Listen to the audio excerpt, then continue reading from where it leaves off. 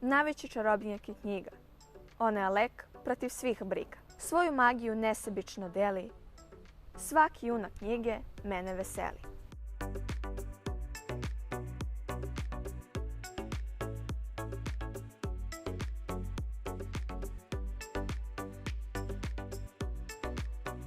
U obrazovnoj kategoriji jedna od najviših i najprestižnijih nagrada. A ono što je još lepše u svemu tome što je Jovana najmlađi dobitnik ove nagrade. Tako da je za nas velika čast, za nju verovatno veliko zadovoljstvo.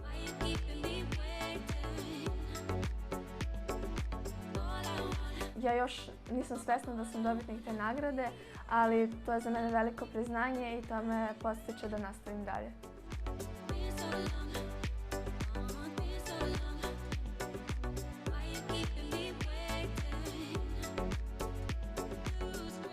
U prvom razredu sam napisala jednu pesmu, Aplauz za knjigu, i nisam ni svesna bila da ću da osvojim nagradu, već su me pozvali i rekli i eto, ja sam od tada počela da pišem.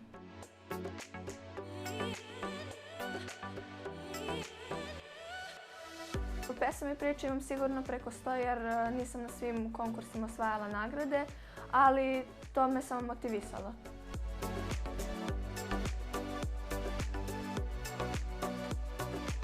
Sada imam preko 90 nagrada. Ne postoji ni jedna tako dobra reč koja bi mogla da opiše sve Jovanine uspehe koje je nizala od samog početka njenog školovanja. To podrazumeva prvi razred i evo do dana današnjeg.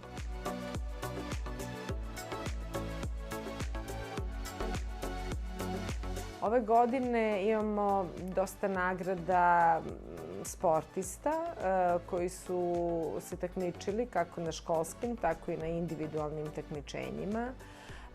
Imamo jedan eko program, eko škole, jer smo ambasadori ekologije i kroz taj program veliki broj učenika uzima učešće i ima zapažene rezultate.